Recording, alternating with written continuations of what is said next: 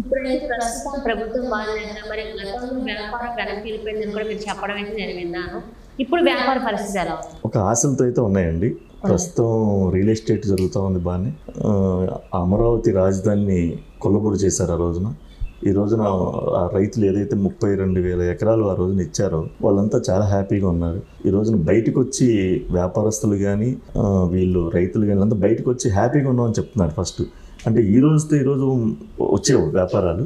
మనం చేసే దాన్ని బట్టి వ్యాపారాలు పెరుగుతూ ఉంటాయి. పరిపాలనలో మంచి నిర్ణయాలు తీసుకొని మంచి ఫ్లవర్స్ విదేశాల నుంచి బయట నుంచి పెట్టుబడులు వస్తున్నప్పుడు ఆటోమేటిక్గా బిజినెస్ పెరుగుతాయి. కానీ ఒక హోప్ అయితే కలిగింది. ఏదైతే మా అధ్యక్షులు పవన్ కళ్యాణ్ గారు, చంద్రబాబు నాయుడు గారు, మోడీ గారు కలిసి కూటమి పెట్టేప్పటికి ప్రజల్లో ఒక హోప్ అయితే వచ్చింది.